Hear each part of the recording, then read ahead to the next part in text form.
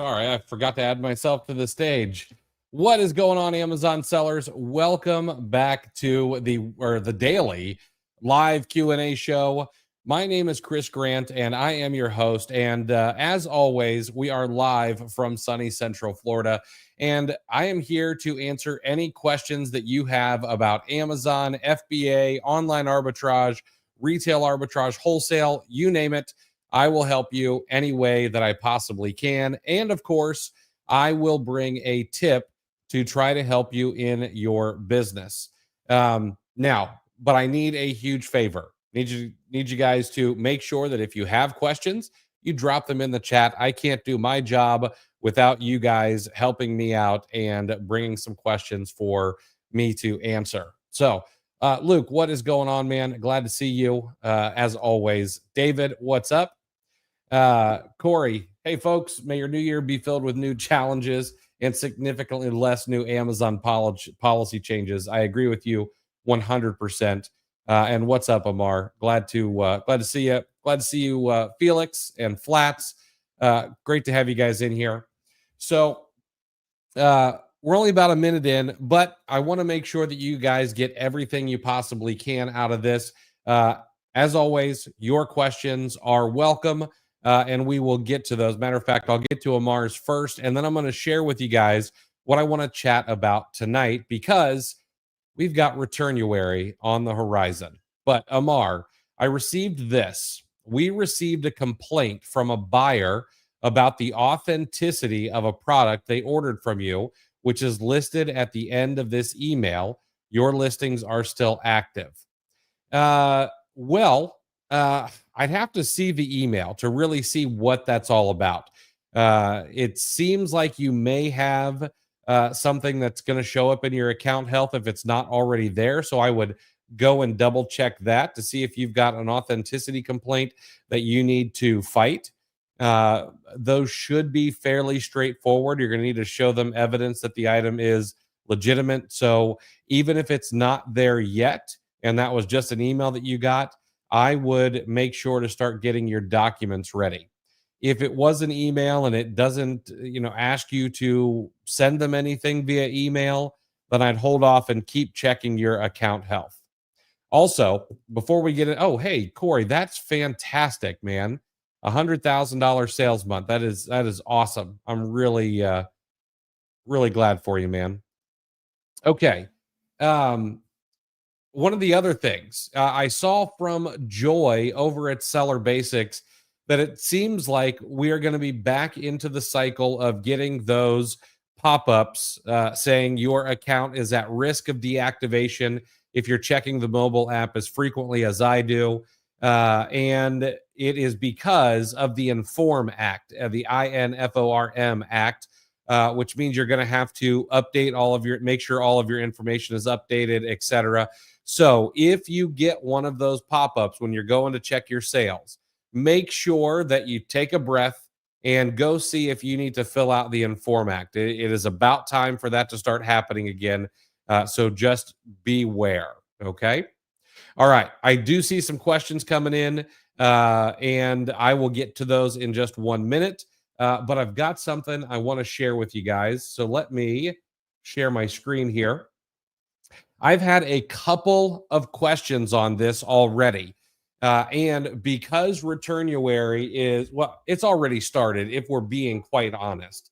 However, Returnuary really starts January 1st, and we are going to see the number of returns increase. Now, for those of you who took advantage of merchant fulfilling this year, matter of fact, I got my very first merchant fulfilled return request this morning. It means you're going to have to be handling those. Now, some of them are going to be auto refunded from Amazon. Some of them are not. Mine, for example, was not.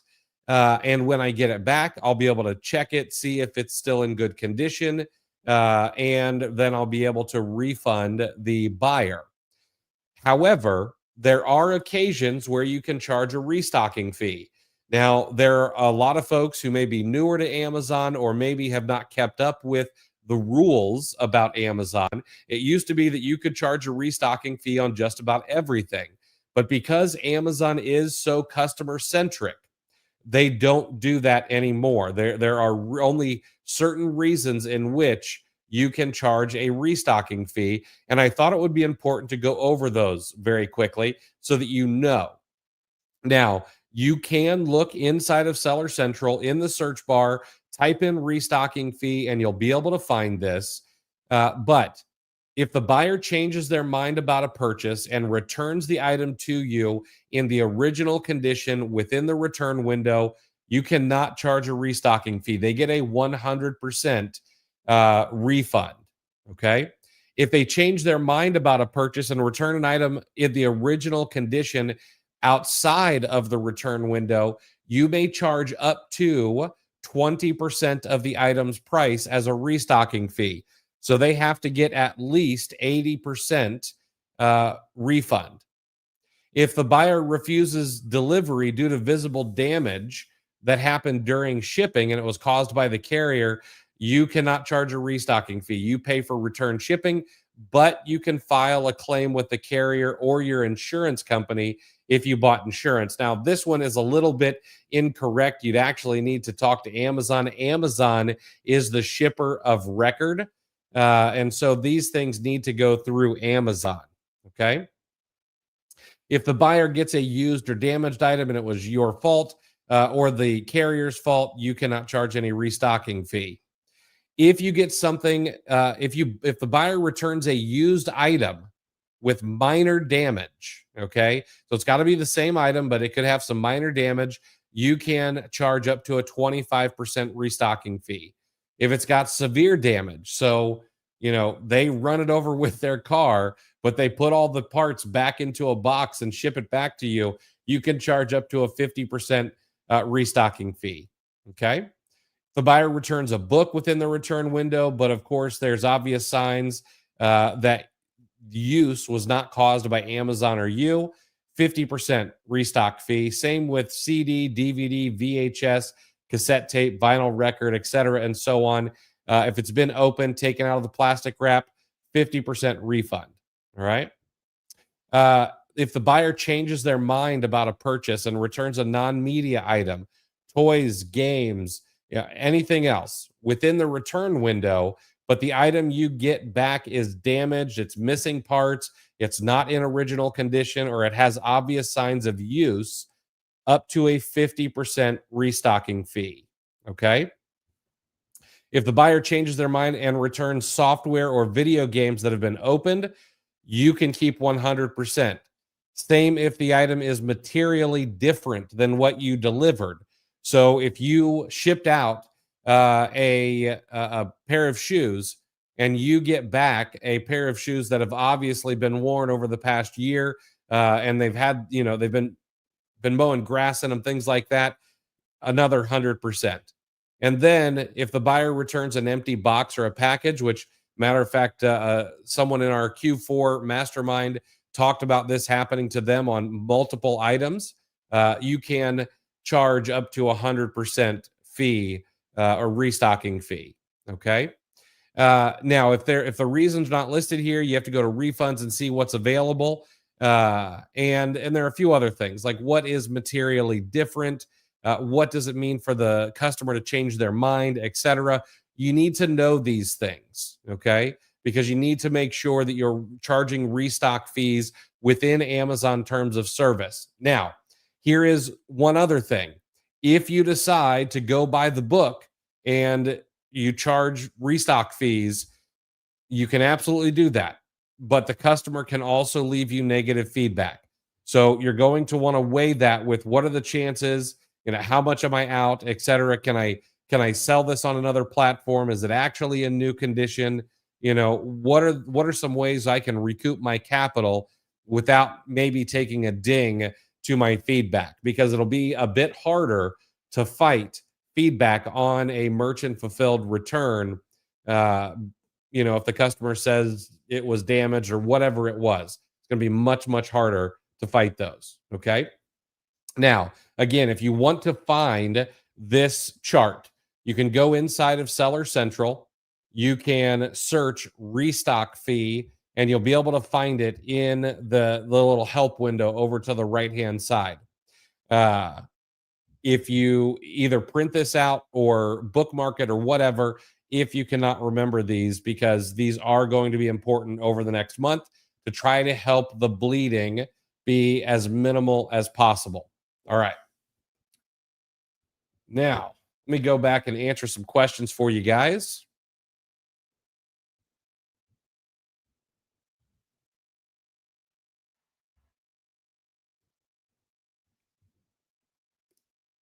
David, hey Chris, I've personally been reverse sourcing for many of my products. Do you believe that reverse sourcing is a good way to be spending time?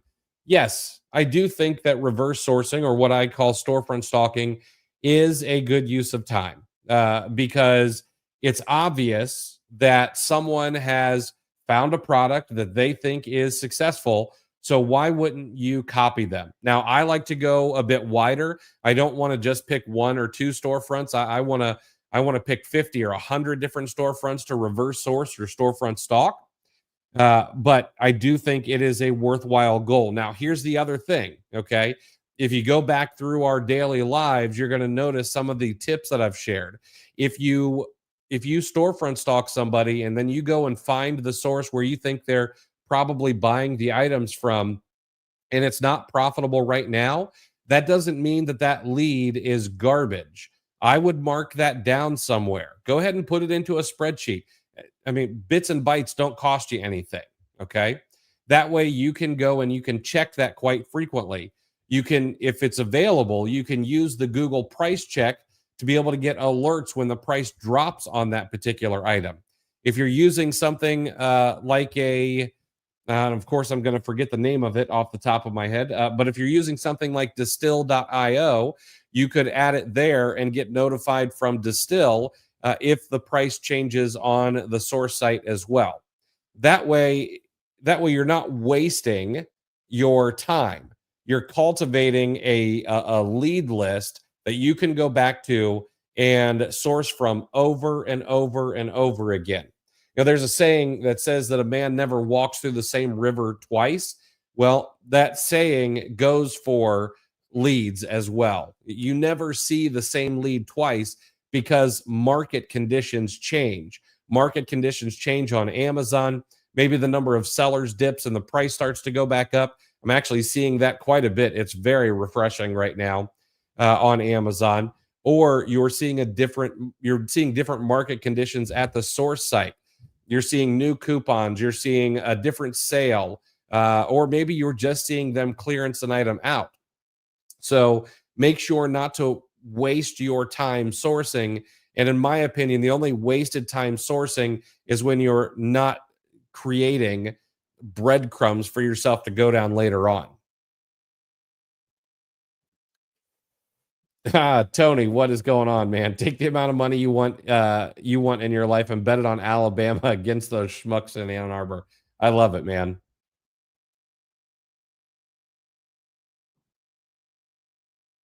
Hey, Mark, what's going on? Best of luck heading into 2025. I appreciate that. All right, Hike, couple of questions here. Number one, does Amazon plan to stop allowing bundles or variations? If so, how will that impact sellers? Amazon has made it very clear that they're changing their bundle policy when it comes to bundles on Amazon. For anything that is consumable, and Amazon has shown multi packs of like Dawn dish detergent. They've also shown grocery items. So it seems that anything that may actually be consumed, not just ingested or put on your skin, but consumed, you're not supposed to have bundles, okay? Unless that bundle or multi pack is created by the manufacturer. Now, are they actually going to get rid of them? I don't know, okay? They say that they're going to. I personally am still selling on some multi packs that Amazon is not getting rid of, and I'm going to go ahead and sell on them until Amazon takes them down. We're just replenishing light. Matter of fact, the item that I'm selling has been something that we've replenished, I think, for 3 or 4 months now, maybe 3 months. We've replenished it like clockwork. It still hasn't come down. Does it come down? I'm not 100% sure. But if it does, we're trying to make sure that we don't have too much in stock at any one time. And we've got a little bit of a backup plan. There is a single listing that we could recall it and then sell it on. Now, does this mean that they're not going to allow variations? No, they will still allow variations within Amazon terms of service. And then the second question, is it better to stick with a few niches or explore multiple niches for long-term success on Amazon? So, in my opinion, I think that we should be agnostic to the niche on Amazon. Are there some great niches? Yeah, tools and home improvement, great little niche. Uh, uh, we happen to have a very small niche within a niche that we've sourced a few products in, but that is not because we were looking for it. Okay, we are agnostic to everything except for data. All right. On Amazon, your religion is data. It is Keepa. Does it sell? Can I sell it? Is it profitable? And then historically, what is my break even? Where's my downside? And how can I hedge that? Okay. So if I can buy something for 30 and I can sell it for 60, but over the past year, that product gets down to say $40, well, I'm going to need to either be able to get it cheaper. I'm going to need to be able to withstand any of those low prices, or I'm going to need to be willing to take a loss on some of the products. Okay. That's the only things that you need to worry about. I don't care what you're selling, how you're sourcing, as long as it's legal. The only thing we care about is data, and that is it. Christian, wow, where can I get a copy of that spreadsheet? Again, I'll say this one more time.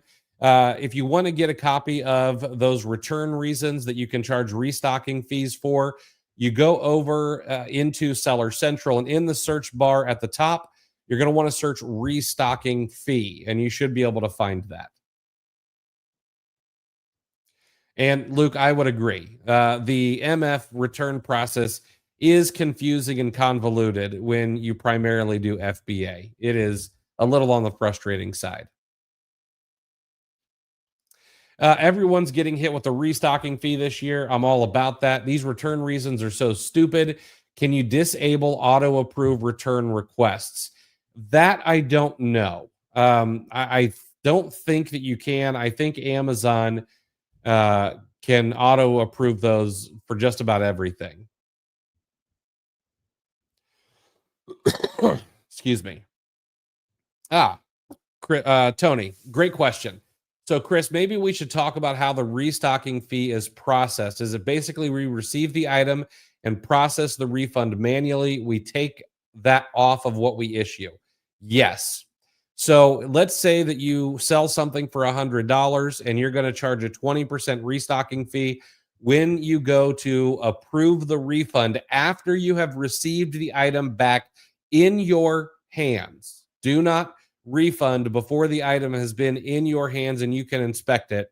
And I know Tony knows this, but just for everyone else, then you're going to want to refund them $80. Now, I would highly suggest that you reach out to them via email and let them know why. Hey, we've sent a refund. We are charging a restocking fee. This is the reason. Make sure that it's a professional email. I always sign my emails. Best regards, Chris, small business owner, just to try to soften that blow a little bit. If you have trouble writing professionally, use something like ChatGPT, use something like Perplexity to help you write those. In the event it's auto refunded and it is returned incorrectly, you do have to file a safety claim. And I think we'll probably talk about that tomorrow, how to properly file a safety claim and why you can charge or file safety claims. Chris, what's going on, man? Yeah, be sure to storefront stalk all the price tankers you come across and undercut any profitable products that they have. which is Chris's form of vigilante justice. Corey, Corey says you would think all these fee increases have got to weed out the price tanking soon. I would imagine that as we get into tax season, you're going to see a lot of folks that are not coming back. When they realize they didn't make much money or didn't make any money, and hopefully that will start a new cycle. Zay, hey Chris, I found one product that is brand name I'm gated for, but if I list it as generic, it's okay to sell. I see lots of people list as generic. Should I sell it as generic or should I just avoid it? You will want to absolutely avoid that. Okay. Do not sell as generic. You will get your account shut down eventually. That is specifically against Amazon terms of service.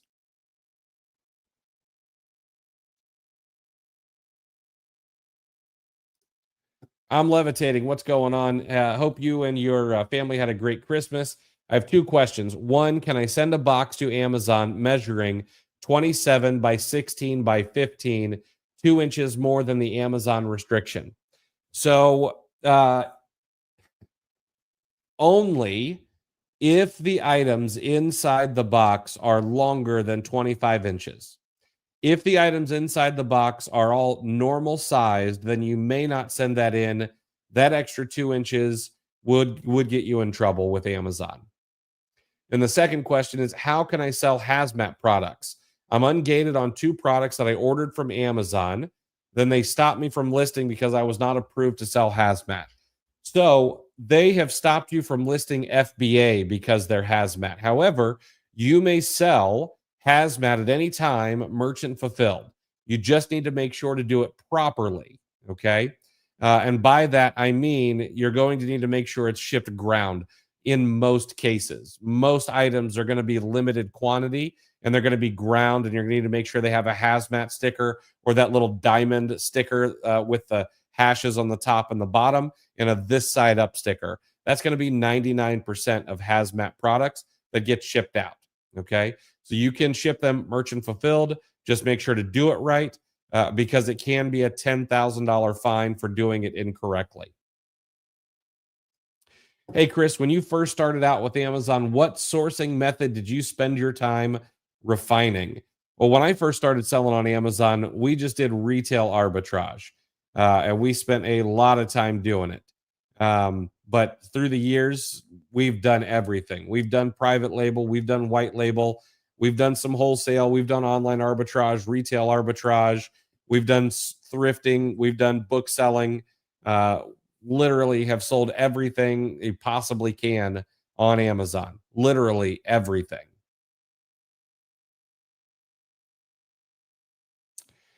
Can we resell returned clothing items that came back without tags? You could resell those on eBay. You do not want to sell those on Amazon if they do not have the tag because it's not considered new any longer.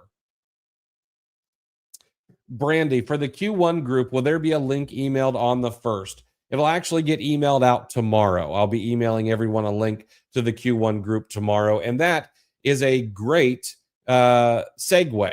If you're interested in learning about our Q1 Leads and Mastermind, which is going to include an OA challenge, you can do so at cleartheshelf.com/Q1. So cleartheshelf.com/Q1. If you are on YouTube, that is down in the video description. I will see if I can drop it in the chat here as well for anybody who might be interested. But we are going to get started. Leads will not start flowing until the 2nd or the 3rd. But on Thursday, I believe, the 3rd, we're going to do a welcome in and all of that. It's going to be a really, really good time. Gene, I reckon I'll hit my first 100K month in Q1. I still don't have insurance. Recommendations? Yeah, you should reach out to shoot, I'm gonna forget her name. Ashlyn Haddon. Reach out to Ashlyn Haddon. Let her know I sent you. She'll get you taken care of. If you don't want to reach out to her, reach out to your local independent agent or whoever you use for your insurance. I happen to use my own insurance agent, although I think I'll be switching here pretty soon as the rates went up pretty high. And so I'll probably be reaching out to Ashlyn as well.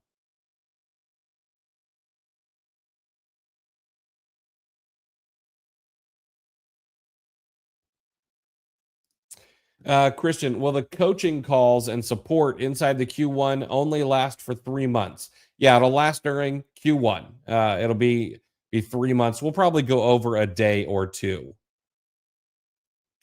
Hey, Chris, you mentioned earlier about refunding the customer. Is there a way for me to control the refund process?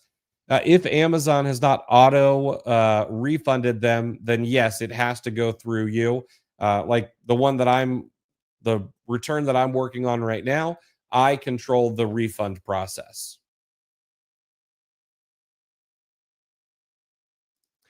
What kind of hours are involved in the OA challenge? I don't think times are on the last email. They'll be starting at 6:15 p.m. starting on January 27th. So we'll be doing the OA challenge from 6:15 p.m. until about 8:15 p.m. every single night from January 27th for 14 days straight. I do say that there will be a rest day in there. I will not rest. You will be more than welcome to take a day off, but I'll be live 14 days straight. Luke, my home and auto agent didn't have anything to offer me, but said that who I have, Hiscox, is a fine choice. Yeah, Hiscox is great. They're a good company. I happen to have State Farm at the moment. There are several other companies that are pretty good as well. As long as you've got somebody with a good financial rating, that's really what matters.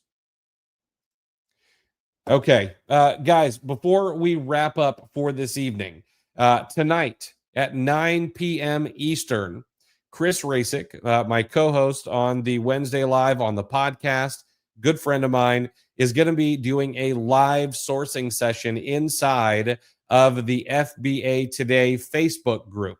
So if you want to join, head over to Facebook, join the FBA Today Facebook group. Chris is going to be going live at 9 p.m. He's going to do a live sourcing session, just kind of over his shoulder, talking about products and sourcing and kind of get the method behind his madness. And it should be a good time.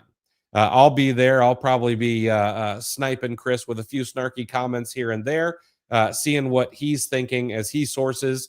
And then again, I would invite you, if you want to check out the Q1 group, head to cleartheshelf.com/Q1. Check it out. If it's for you, we'd love to have you. Last night, when I announced it, we were 72% full.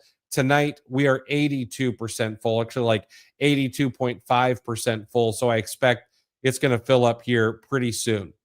All right, guys, that is it for tonight. I'll be back tomorrow at 5:30 p.m. to do this all over again with you. So if you did not get your question answered tonight, make sure to make it back tomorrow night, same time, same place, and we'll do this all over again. Until then, stay safe, everybody, and have a great new year.